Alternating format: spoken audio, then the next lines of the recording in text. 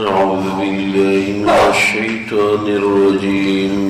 بسم الله الرحمن الرحيم.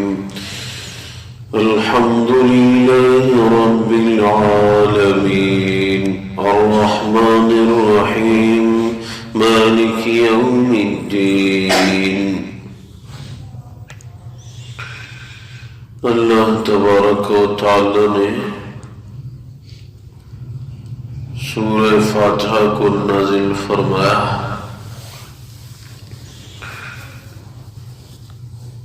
اللہ تبارک و تعالی فرماتے ہیں الحمدللہ رب العالمین.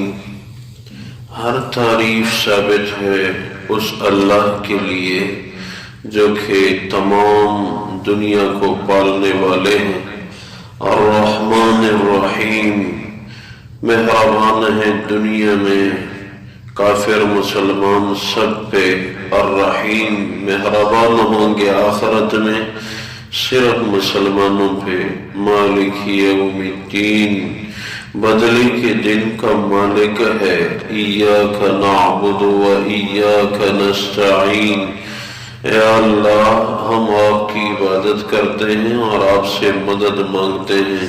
اہدنا الصراط المستقیم، اے اللہ ہمیں سیدھے راستے پہ چلا. صراط الذین انعمت علیہم، اس راستے پہ جو ان لوگوں کا راستہ ہے جن پہ آپ نے انعام کیا ہے. غیر المغضوب علیہم ولا الضالین، نہ ان لوگوں کے راستے پہ جن کو آپ غضب میں ہیں اور نہ گمراہوں کے راستے پہ. آمین.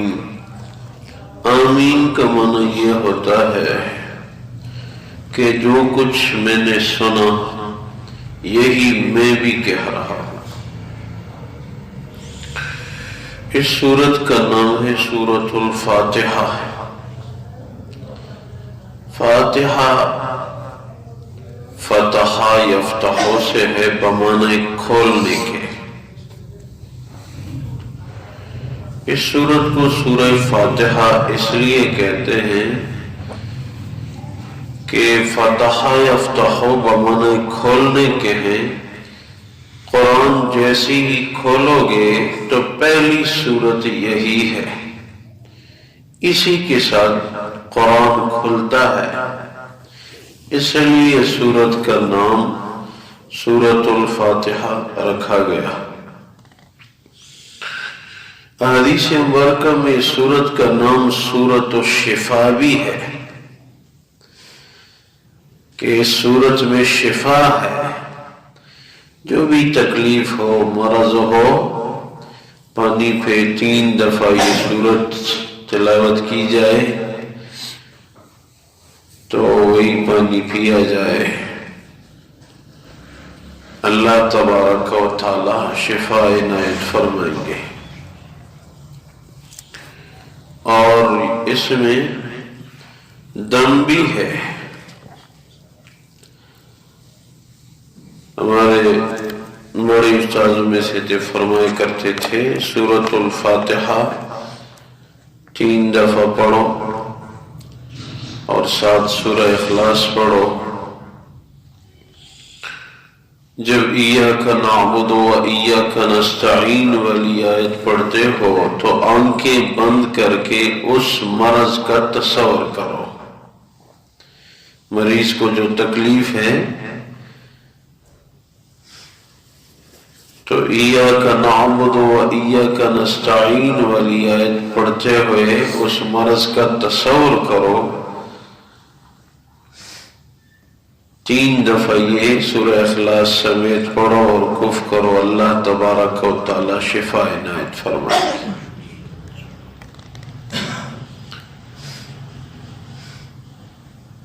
اور یہ مکی صورت ہے. ہجرت سے پہلے جو صورتیں نازل ہوئی چاہے وہ مکہ مکرمہ میں نازل ہوئی ہو، چاہے طائف میں، چاہے دوسری جگہوں میں، ان کو مکی صورتوں سے موسوم کیا جاتا ہے، اور جو ہجرت کے بعد نازل ہوئی چاہے وہ مکہ مکرمہ میں نازل ہوئی ہوں لیکن ہجرت کے بعد ہوں تو ان کو مدنی صورتوں سے موسوم کیا جاتا ہے۔ اللہ تبارک و تعالی نے اس سورت کو ایک بہت بڑا اعزاز یہ بخشا ہے کہ نماز میں ہر نماز کی ہر رکعت میں اس کی قرات کی جاتی ہے۔ یہ سورت اللہ کو بہت محبوب ہے، ہر نماز کی ہر رکعت میں اس کی قرات ہے، اور خالی رکعتوں کے علاوہ تو ہر رکعت میں قرات فرض بھی ہے۔ تو بار بار مومنین اس آیت کو تلاوت کرتے ہیں نماز میں۔ اس میں اللہ کی تعریف ہے، اللہ کی بڑائی بیان کی جاتی ہے، اور دعائیں ہیں کہ اللہ ہمیں سیدھے راستے پہ چلا، اور ان لوگوں کے راستے سے پناہ مانگی گئی ہے جن کو اللہ غصے میں ہے، جن پہ اللہ کا غضب ہے۔ اللہ کا غضب کن لوگوں پہ ہوتا ہے؟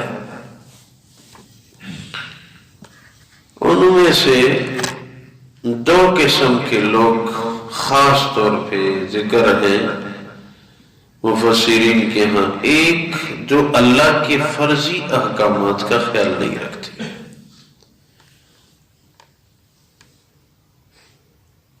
اور دوسرے وہ لوگ جو اللہ کے تقسیم پہ راضی نہیں ہوں۔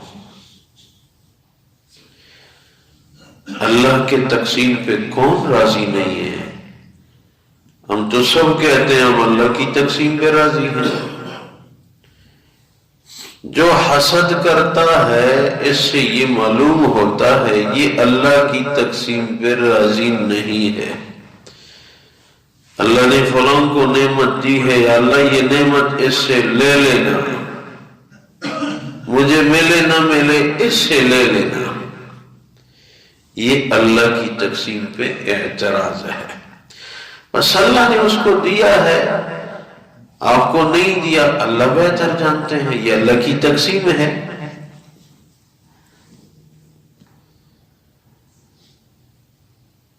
ایسے نہ ہوتا ایسے ہوتا، یہ اللہ کی تقسیم پہ اعتراض ہے۔ اپنے حصے پہ راضی نہ ہونا یہ بھی اللہ کی تقسیم پہ ضمناً اعتراض ہے۔ حالانکہ اللہ تبارک و تعالی جو فیصلہ کرتے ہیں، جو ہو رہا ہے، یہ سارا کچھ حدیث میں ہے کہ ایک پتھر بھی اللہ کے حکم کے بغیر درخت سے نہیں جڑ سکتا، اللہ کے حکم سے ہوتا ہے، اور ہر کام میں اپنی ایک حکمت ہوتی ہے۔ اللہ کے ہر کام میں اپنی حکمت ہوتی ہے۔ کبھی بظاہر ہمیں نقصان نظر آتا ہے، اس میں فائدہ ہوتا ہے، کبھی ہمیں بظاہر فائدہ نظر آتا ہے، اس کے اندر نقصان ہوتا ہے۔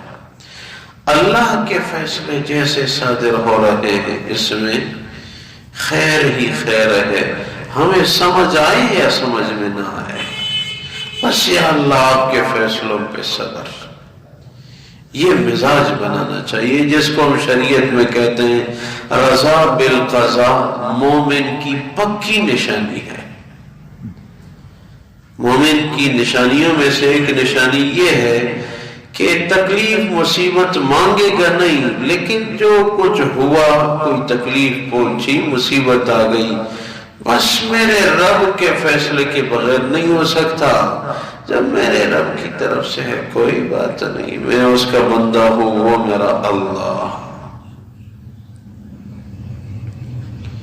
یہ تاریخ کی کتابوں نے لکھا ہے، پرانے زمانے میں ایک بادشاہ تھا، اس کی عادت تھی کہ اس کے ہاں پورا بکرا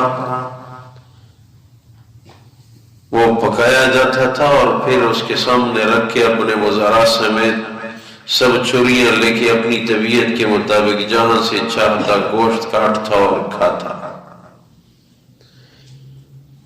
جو بادشاہ گوشت کھا رہا تھا، وہ کاٹ کے کھا رہا تھا، وہ چھری تیز تھی، خیال نہیں رہا، اپنی انگلی کٹ گئی، اپنے ہاتھوں اپنی انگلی کٹ گئی، خون بہنے لگا۔ وزراء بھی ارد گرد بیٹھے ہوئے تھے، بادشاہ کی انگلی کٹ گئی۔ بادشاہ نے تکلیف محسوس کی، جو خاص وزیر تھا وہ قریب ہی بیٹھا ہوا تھا، اس نے دیکھا لیکن اس کے چہرے پہ کوئی تعجب کے آثار نہیں آئے کہ بادشاہ کی انگلی کٹ گئی۔ بادشاہ نے کہا آپ دیکھتے نہیں ہے میری انگلی کٹ گئی؟ کہتے جی ہاں۔ آپ کے چہرے پہ کوئی دکھ محسوس نہیں ہوا، یہ کیوں؟ کہنے لگا یہ اللہ کا فیصلہ ہے، اس میں کوئی حکمت ضرور ہوگی۔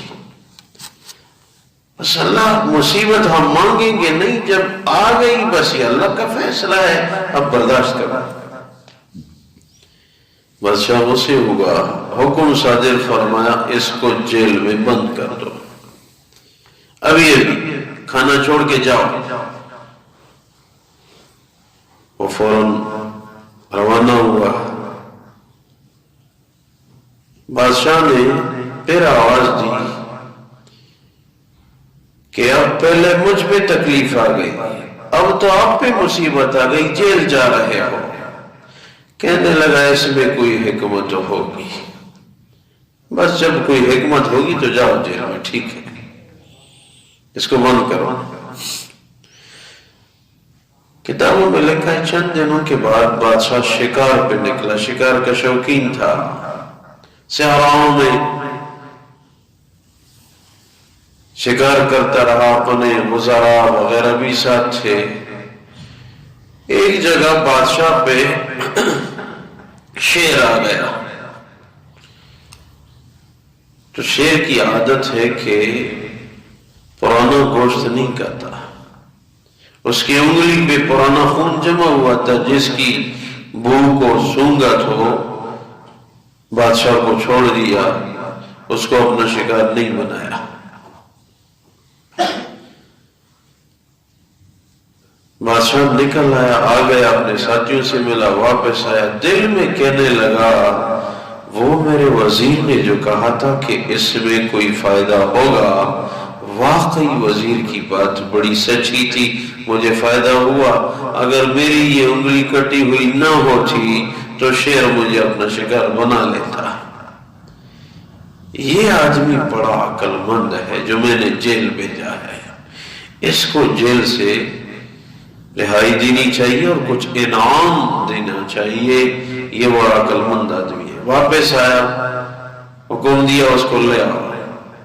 چند دن گزر گئے تھے، آ گیا، پہلے انعام دیا، آپ کی بات میں واقعی حقیقت تھی کہ اس میں کوئی فائدہ ہے، تو فائدہ یہ تھا کہ میں شیر کے شکار ہونے سے بچ گیا۔ لیکن یہ بتاؤ کہ آپ جب جیل جا رہے تھے آپ نے پھر یہ بھی کہا تھا کہ اس میں بھی کوئی حکمت ہوگی، یہ مجھے تو فائدہ محسوس ہو گیا، شیر کے شکار ہونے سے میں بچ گیا، ورنہ میں نہ ہوتا۔ آپ نے جیل میں یہ جو چند دن گزارے آپ کو کیا فائدہ ہوا؟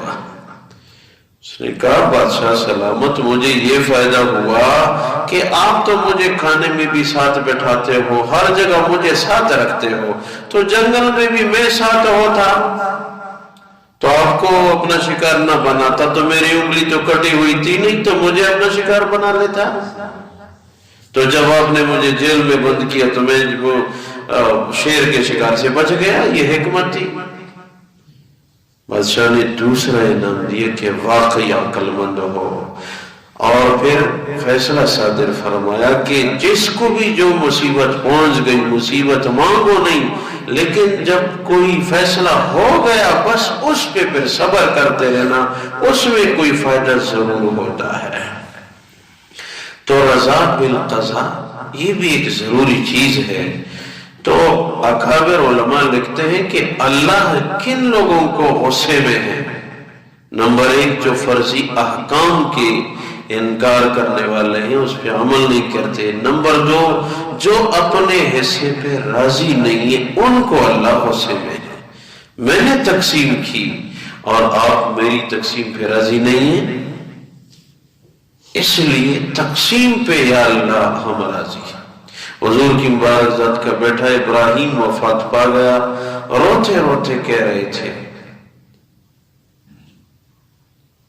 حضور اقدس صلی اللہ علیہ وسلم فرما رہے تھے، اے اللہ آپ کا جو فیصلہ ہو بس ہم اس پہ راضی ہیں۔ دل تو دکھ رہا ہے، آنکھیں تو بہہ رہی ہیں، میرا بیٹا 18 مہینوں کا ہو گیا تھا، میری تو بڑی امیدیں وابستہ تھی، میرا بیٹا بڑا ہونے والا ہے، کیونکہ حضور کو کافروں نے بہت ستایا تھا، میرا بیٹا بڑا ہونے والا ہے، دوڑنے لگا ہے۔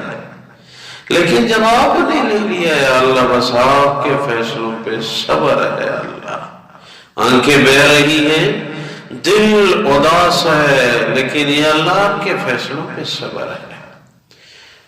تو میں اس کر رہا تھا کہ اللہ کن لوگوں کو غصے ہیں، ان میں سے ایک یہ بھی ہے کہ جو اپنے حصے پہ راضی نہ ہو، اللہ کے فیصلے پہ ناراض ہو، بس صبر، تکلیف آ گئی بس صبر کرے، یا اللہ آپ کا فیصلہ ہے۔ اللہ تبارک و تعالی سورۃ الفاتحہ میں یہی مضمون ذکر فرماتے ہیں، الحمدللہ رب العالمین، ہر تعریف اللہ کے لیے جو تمام جہانوں کے پالنے والے ہیں، الرحمن الرحیم، الرحمن دنیا میں اللہ مہربان ہے، کافر مسلمان سب پہ سب کو کھلا رہے ہیں، الرحیم آخرت میں اللہ مہربان ہوں گے صرف مسلمانوں پہ، مالک یوم الدین، اللہ مالک ہیں بدلے والے دن کے یعنی قیامت کے، ایاک نعبد و ایاک نستعین، اے اللہ ہم خاص آپ کی عبادت کرتے ہیں اور خاص آپ سے ہم مدد مانگتے ہیں، اہدنا الصراط المستقیم، اے اللہ ہمیں سیدھے راستے پہ چلا، صراط الذین انعمت علیہم، راستہ ان لوگوں کا ہو جن پہ آپ نے انعام کیا ہے، غیر المغضوب علیہم ولا الضالین، نہ کہ ان لوگوں کے راستے پہ جن کو آپ غصے میں ہیں، اور نہ ان لوگوں کے راستے پہ ہمیں چلا جو کہ گمراہ ہے، آمین۔ یا اللہ عمل کرنے کی توفیق نصیب فرما، سب کی حاضری قبول فرمایا اللہ، برکت نصیب فرما، عاجزی عبادت والی زندگیوں میں نصیب فرما۔ قرآن کے درس کا سلسلہ پھر شروع ہوا، 6 سال پہلے ایک دن تھا جب ہم نے قرآن شریف کا درس شروع کیا تھا، بہت سارے ساتھی ایسے تھے جو موجود تھے، اب ہمارے ہاں وہ موجود نہیں ہے، دنیا سے رحلت فرما گئے، ہماری زندگی کا کیا پتہ کب تک رہے گی، یا اللہ جب تک زندگی ہے قرآن حدیث سے اللہ دور نہ فرما، یا اللہ نماز والی، عبادات والی، تہجد والی، تلاوت والی، آپ کو پسندیدہ زندگی ہو، ایسی زندگی میں نصیب فرما، یا اللہ برکت نصیب فرما، پریشانیاں دور فرما، ہم سب کی جائز حاجات پوری فرما، بیماروں کو شفا نصیب فرما، جن کے معاشی مسائل ہیں اللہ حل فرما، یا اللہ آخری خاتمہ بالخیر ہم سب کو نصیب فرما، وما توفیقی الا باللہ، علیہ توکلت و الیہ انیب، برحمتک و کرمک یا